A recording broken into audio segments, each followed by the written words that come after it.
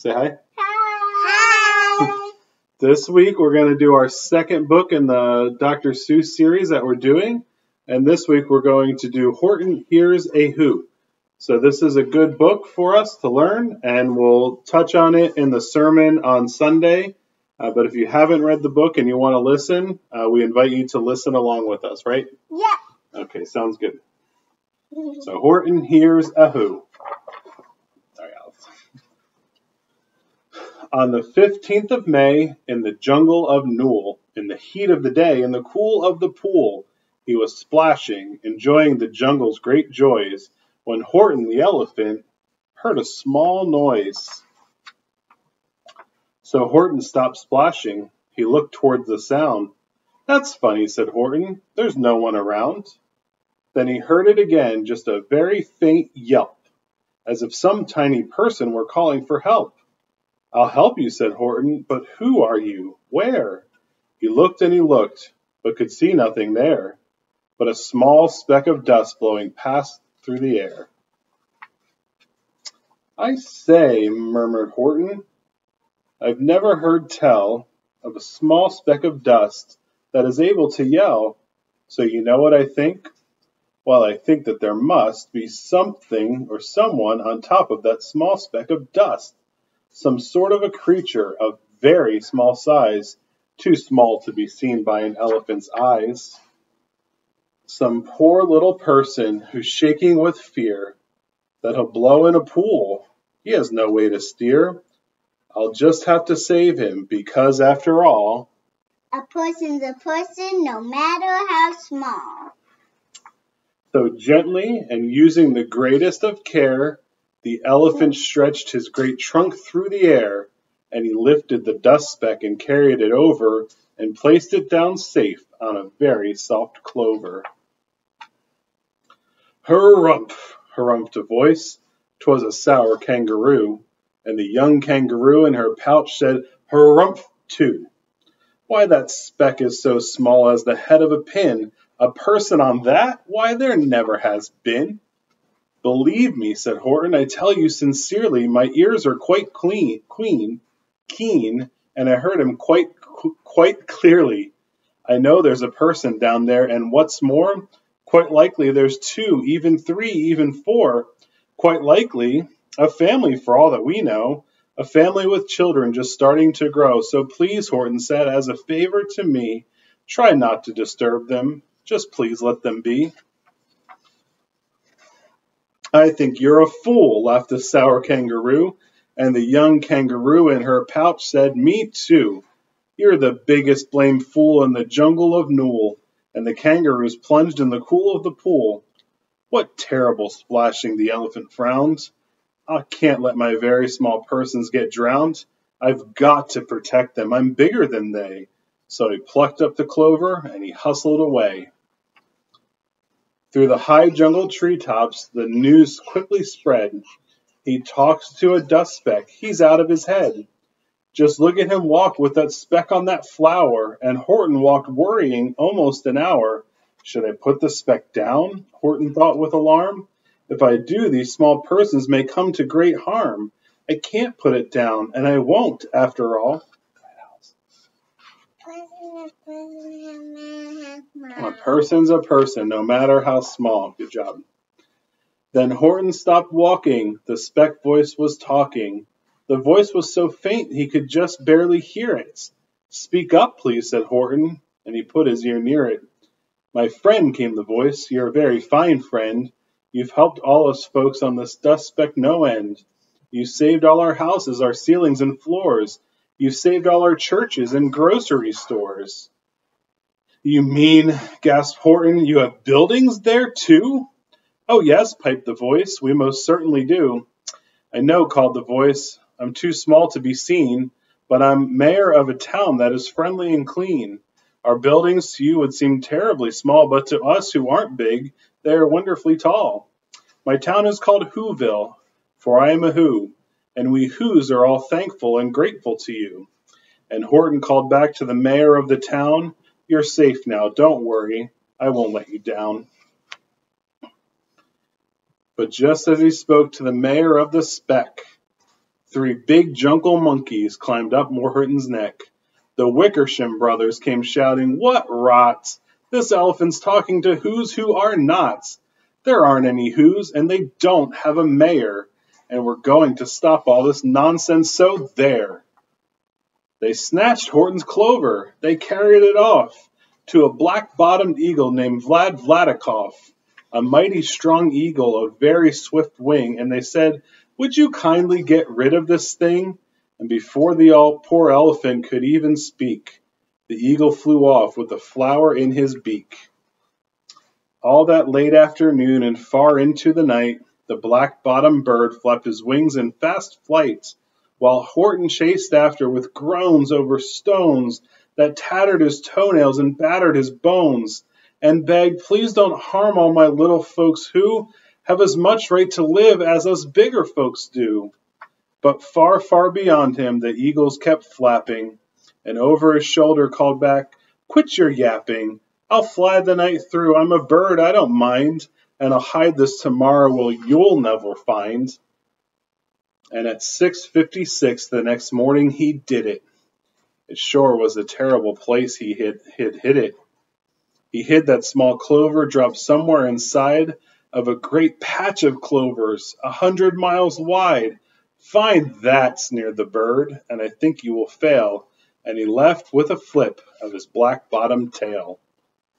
"I'll find it," cried Horton. "I'll find it or bust. I shall find my friends on that small speck of dust." And clover by clover with care, he picked up and searched them and called, "Are you there?" By clover he found that the one that he sought was just not around. And by noon poor old Horton, more dead than alive, had picked and searched and piled up 9,005. That's a lot. That is a lot. Then, on through the afternoon, hour after hour, till he found them at last on the 3,000,000th flower. "My friends," cried the elephant, "tell me, do tell, are you safe? Are you sound? Are you whole? Are you well?" From down on the speck came the voice of the mayor. "We've really had trouble, much more than our share. When that black-bottomed birdie let go and we dropped, we landed so hard that our clocks have all stopped. Our teapots are broken, our rocking chairs smashed, our bicycle tires all blew up when we crashed.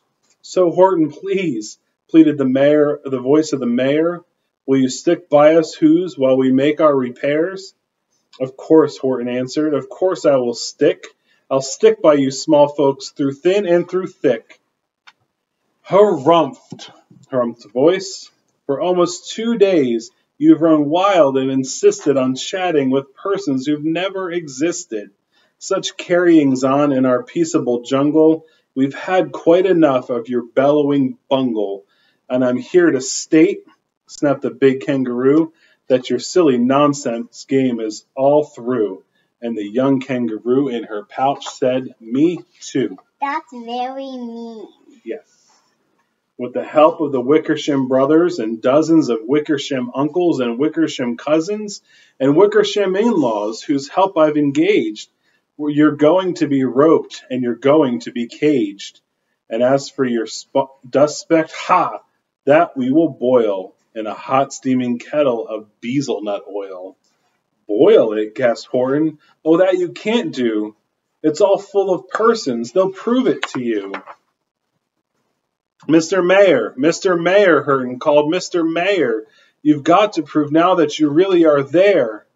So call a big meeting, get everyone out, make every who holler, make every who shout, make every who scream. If you don't, every who is going to end up in bezelnut stew." And down on the dust speck, the scared little mayor quick called a big meeting in Whoville Town Square, and his people cried loudly. They cried out in fear, "We are here, we are here, we are here, we are here." The elephant smiled. "That was clear as a bell. You kangaroos surely heard that very well." "All I heard," snapped the big kangaroo, "was the breeze and the faint sound of wind through the far distant trees.